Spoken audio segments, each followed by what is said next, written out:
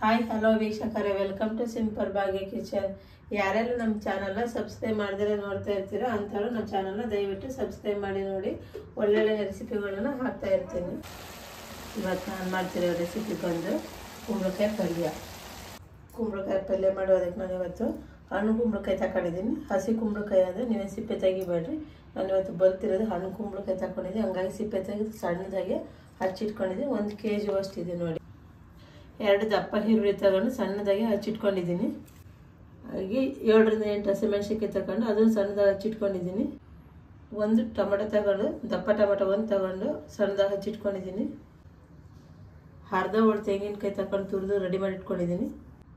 ಸ್ವಲ್ಪ ಕೊತ್ತಂಬರಿ ಸೊಪ್ಪು ಸಣ್ಣದಾಗಿ ಹಚ್ಚಿಟ್ಕೊಂಡಿದ್ದೀನಿ.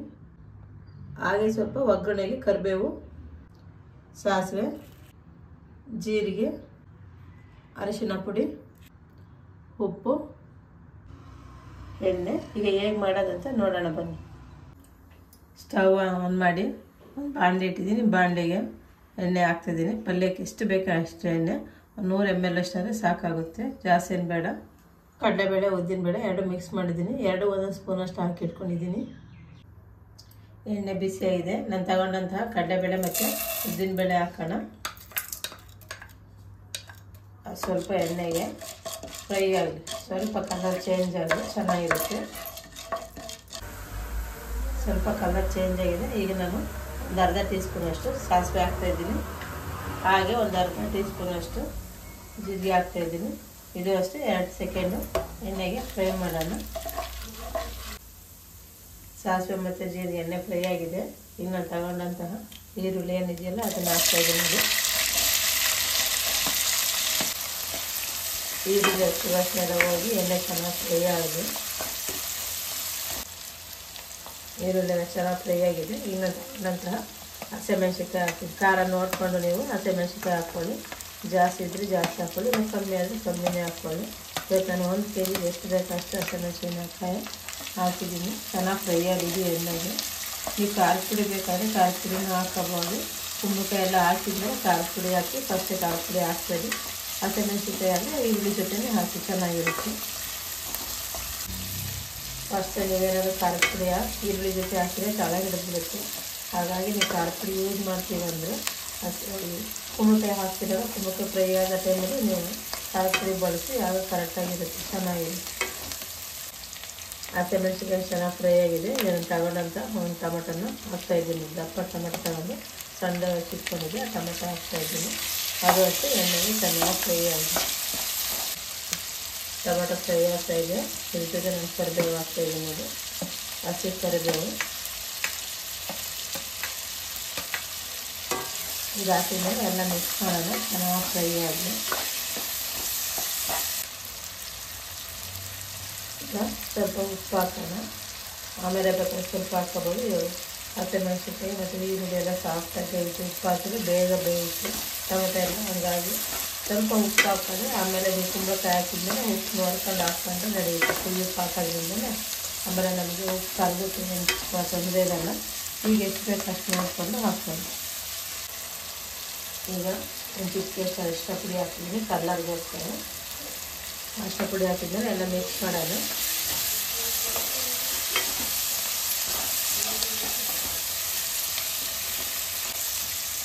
ಎಲ್ಲ ಸಾಫ್ಟಾಗಿ ಬೆಂದಿದೆ. ಈಗ ತಗೊಂಡಂತಹ ಕುಂಬಳಕಾಯಿ ಏನಿದೆ ಅದನ್ನು ಹಾಕ್ತಾಯಿದ್ದೀನಿ. ಸಣ್ಣದಾಗಿ ಹಚ್ಚಿಟ್ಕೊಂಡಿದ್ದೀವಿ. ಇವತ್ತು ಪಾತ್ರೆಯಲ್ಲೇ ಮಾಡೋದ್ರಿಂದ ಬೇಗ ಬೇಯಿಸಿ ಅಂತ ತುಂಬ ಚಿಕ್ಕದಾಗಿ ಹಚ್ಚಿಟ್ಕೊಂಡಿದ್ದೀವಿ. ನೀವೇನಾದ್ರು ಕುಕ್ಕರಲ್ಲಿ ಇದನ್ನೇ ಕುಕ್ಕರಲ್ಲಿ ಮಾಡ್ಕೋಬೋದು. ಎಲ್ಲ ಫ್ರೈ ಮಾಡ್ಕೊಂಡು ಆಮೇಲೆ ಕುಂಬಳಕಾಯಿ ದಪ್ಪ ದಪ್ಪ ಹಚ್ಚಿ ಹಾಕ್ಬಿಟ್ಟು 1 ವಿಸಿಲ್ ಹೊಡ್ಸಿದ್ರೆ ಅಲ್ಲೂ ಚೆನ್ನಾಗಿರುತ್ತೆ ಪಲ್ಯ. ಇವತ್ತು ನಾನು ಬಾಣಲೆಯಲ್ಲೇ ಮಾಡಿ ತೋರಿಸ್ತಾ ಇದ್ದೀನಿ ನೋಡಿ. ತುಂಬ ಚೆನ್ನಾಗಿರ್ತದೆ ಬಾಣಲೆಯಲ್ಲಿ ಮಾಡಿದ್ದೀನಿ. ಎಲ್ಲ ಮಿಕ್ಸ್ ಮಾಡೋಣ.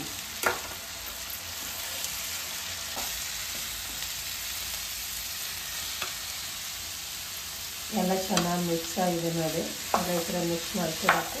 ಈಗ ಸ್ವಲ್ಪ ಉಪ್ಪು ಹಾಕ್ತೀನಿ. ಅವಾಗ ಕಮ್ಮಿ ಹಾಕಿದೆ ಉಪ್ಪು, ಸ್ವಲ್ಪ ಉಪ್ಪು ಹಾಕ್ತೀನಿ. ನೋಡ್ಕೊಂಡು ಉಪ್ಪು ಹಾಕಿದ್ರೆ 2 ಟೈಮ್ ನೀವು ಉಪ್ಪು ನೋಡ್ಕೊಂಡು ಹಾಕಿದ್ರೆ 2 ಟೈಮ್ ಉಪ್ಪು ಹಾಕೋದ್ರಿಂದ ಉಪ್ಪು ಜಾಸ್ತಿ ಆಗುತ್ತೆ. ಈಗ ಒಂದೇ ಟೈಮ್ ಹಾಕ್ಕೊತೀವಿ ಅಂದರೆ ಕುಂಬಳಕಾಯಿ ಹಾಕಿದ್ಮೇಲೆ ಹಾಕ್ತೀನಿ. ಫಸ್ಟೇ ಹಾಕಿದ್ದೀನಿ. ಈರುಳ್ಳಿ ಮತ್ತು ಟೊಮೆಟೊ ಎಲ್ಲ ಸಾಫ್ಟಾಗಿ ಬೇಯಿಸಿ ಅದಕ್ಕೋಸ್ಕರ ನಾನು ಸ್ವಲ್ಪ ಉಪ್ಪು ಫಸ್ಟೇ ಹಾಕಿದ್ದೆ. ಈಗ ಮತ್ತೆ ಇನ್ನೂ ಸ್ವಲ್ಪ ಉಪ್ಪು ಹಾಕಿದ್ದೀನಿ. ಎಲ್ಲ ಹಾಕಿದ್ಮೇಲೆ ಮಿಕ್ಸ್ ಮಾಡಿ ಒಂದು 5 ನಿಮಿಷ ಬೇಯ್ದು ಎಣ್ಣೆಗೆ ಕ್ಲೋಸ್ ಮಾಡಿ ಒಂದು 5 ನಿಮಿಷ ಹಾಗೆ ಬಿಡೋಣ. 5 ನಿಮಿಷ ಆಗಿದೆ, ನೋಡೋಣ. ಸ್ವಲ್ಪ ಬೆಂದಿದೆ. ಈಗ ಇದು ಸ್ವಲ್ಪ ನೀರು ಹಾಕೋಣ. ಒಂದು ಅರ್ಧ ಗ್ಲಾಸಷ್ಟು ನೀರು ಹಾಕಿದ್ರೆ ಸಾಕಾಗುತ್ತೆ. ಕುಂಬಳಕಾಯಿ ಬೆಳೆಸಿರೋದ್ರಿಂದ ಒಂದು ಅರ್ಧ ಗ್ಲಾಸಷ್ಟು ನೀರು ಹಾಕೋಣ. ಕಡೆ ಕುಂಬಳಕಾಯಿ ಹಾಕಿದ್ರೆ ನೀರು ಹಾಕೋದು ನೀರೇ ಬೇಕಾಗಿರೋದು, ಅದರಲ್ಲೇ ಬೇಯಿತು. ಈಗ ನಾನು ಈ ಗ್ಲಾಸಲ್ಲಿ ಒಂದು ಅರ್ಧ ಗ್ಲಾಸಷ್ಟು ನೀರು ಹಾಕ್ತಾಯಿದ್ದೀನಿ. ಎಲ್ಲ ಮಿಕ್ಸ್ ಮಾಡೋಣ ನೀರು ಹಾಕಿ.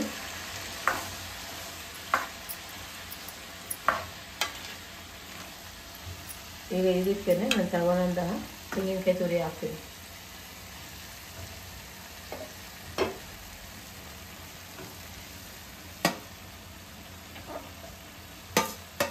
ತುಂಬ ಚೆನ್ನಾಗಿರುತ್ತೆ ಕುಂಬಳಕಾಯಿ ಪಲ್ಯ. ಅಕ್ಕಿ ರೊಟ್ಟಿ, ರಾಗಿ ರೊಟ್ಟಿ ಮತ್ತು ಚಪಾತಿ ಇದ್ರ ಜೊತೆ ಅನ್ನ ತಿಂತಾಯಿದ್ದೆ. ಇನ್ನೊಂದು ಸ್ವಲ್ಪ ಜಾಸ್ತಿ ತಿನ್ನಬೇಕು ಅನಿಸುತ್ತೆ. ಕುಂಬಳಕಾಯಿ ತಂಪು, ನೀರು ಕುಂಬಳಕಾಯಿ ಎಲ್ಲ ನೀರಿರೋದ್ರಿಂದ ತುಂಬ ತಂಪು, ಆರೋಗ್ಯಕ್ಕೂ ಒಳ್ಳೆಯದು ಕುಂಬಳಕಾಯಿ. ಹಾಗಾಗಿ ಕುಂಬಳಕಾಯಿ ಪಲ್ಯನ ಒಮ್ಮೆ ಟ್ರೈ ಮಾಡಿ ನೀವು, ಚೆನ್ನಾಗಿರುತ್ತೆ. ಎಲ್ಲ ಮಿಕ್ಸ್ ಮಾಡೋಣ. ಈಗ ನಾನು ತೆಂಗಿನಕಾಯಿ ಹಾಕಿದ್ದೀನಲ್ಲ, ಎಲ್ಲ ನೀಟಾಗಿ ಮಿಕ್ಸ್ ಮಾಡಿ ಇನ್ನೂ 5 ನಿಮಿಷ ಹಾಗೇ ಕ್ಯಾಪ್ ಕ್ಲೋಸ್ ಮಾಡಿ ಬೇಯಿಸೋಣ. ಆಗಿದೆಯಾ ನೋಡೋಣ. 5 ನಿಮಿಷ ಆಗಿದೆ. ನೋಡಿ ನೀಟಾಗಿ ಬೆಂದಿದೆ ಕುಂಬಳಕಾಯಿ ಪಲ್ಯ ಏನಿದೆ ಅದು ನೀಟಾಗಿ ಚೆನ್ನಾಗಿ ಬೆಂದಿದೆ. ಸೂಪರಾಗಿದೆ ನೋಡಿ. ಎಷ್ಟು ಕಮ್ಮಿ ಆಗಿದೆ. 1 kg ನಾನು ಕುಂಬಳಕಾಯಿ ಹಾಕಿರೋದ್ರಿಂದ ಒಂದು ಅರ್ಧ kg ಪಲ್ಯ ಅಷ್ಟು ರೆಡಿಯಾಗಿದೆ. ಎಲ್ಲ ನೀಟಾಗಿ ಬೆಂದು. ಈಗ ಇದಕ್ಕೆ ಲಾಸ್ಟಲ್ಲಿ ಕೊತ್ತಂಬರಿ ಸೊಪ್ಪು ಹಾಕೋಣ. ತುಂಬ ಚೆನ್ನಾಗಿರುತ್ತೆ ಚಪಾತಿ ಜೊತೆ, ರಾಗಿ ರೊಟ್ಟಿ, ಅಕ್ಕಿ ರೊಟ್ಟಿ ಮತ್ತು ಪೂರಿ, ನೀವು ಯಾವುದಕ್ಕಾದ್ರೂ ಹಾಕ್ಕೊಂಡು ತಿನ್ಬೋದು. ಕುಂಬಳಕಾಯಿ ಪಲ್ಯ ಅಷ್ಟು ಚೆನ್ನಾಗಿರುತ್ತೆ. ಯಾವುದ್ರ ಜೊತೆ ತಿಂದರೂ ತುಂಬ ಚೆನ್ನಾಗಿರುತ್ತೆ. ಈಗೆಲ್ಲ ನೀಟಾಗಿ ಕೊತ್ತಂಬರಿ ಸೊಪ್ಪು ಹಾಕಿದ್ಮೇಲೆ ಮಿಕ್ಸ್ ಮಾಡೋಣ. ನೋಡಿದ್ರಲ್ಲ ವೀಕ್ಷಕರು, ಇವತ್ತು ನಾನು ಕುಂಬಳಕಾಯಿ ಪಲ್ಯ ಯಾವ ರೀತಿ ಮಾಡಿದೆ, ಎಷ್ಟು ಈಸಿಯಾಗಿ ಮಾಡಿದೆ ಅಂತ. ಇದೇ ರೀತಿ ನೀವು ಒಮ್ಮೆ ಟ್ರೈ ಮಾಡಿ ಹೇಗೆ ಬಂದಿದೆ ಅಂತ ಕಮೆಂಟ್ ಮಾಡಿ. ಹಾಗೆ ನಮ್ಮ ಚಾನಲ್ನ ಯಾರು ಸಬ್ಸ್ಕ್ರೈಬ್ ಆಗದಲ್ಲೇ ನೋಡ್ತಾ ಇದ್ದೀರಾ ಅಂಥವ್ರು ದಯವಿಟ್ಟು ಸಬ್ಸ್ಕ್ರೈಬ್ ಮಾಡಿಕೊಂಡು ನಮ್ಮ ಚಾನಲ್ನ ನೋಡಿ, ಲೈಕ್ ಮಾಡಿ, ಶೇರ್ ಮಾಡಿ. ಹಾಗೆ ಪಕ್ಕದಲ್ಲಿರೋ ಬೆಲ್ ಐಕನ್ ಬಟನ್ನ ಕ್ಲಿಕ್ ಮಾಡಿ ಹಾಲ್ ಅಂತ ಸೆಲೆಕ್ಟ್ ಮಾಡಿ. ನಿಮ್ಮ ಪ್ರೋತ್ಸಾಹ ನಮ್ಗೆ ಯಾವಾಗೂ ಇರಬೇಕು. ಅದಕ್ಕೋಸ್ಕರ ಎಲ್ಲರೂ ಸಬ್ಸ್ಕ್ರೈಬ್ ಮಾಡ್ಕೊಂಡು ನಮ್ಮ ಚಾನಲ್ನ ನೋಡಿ.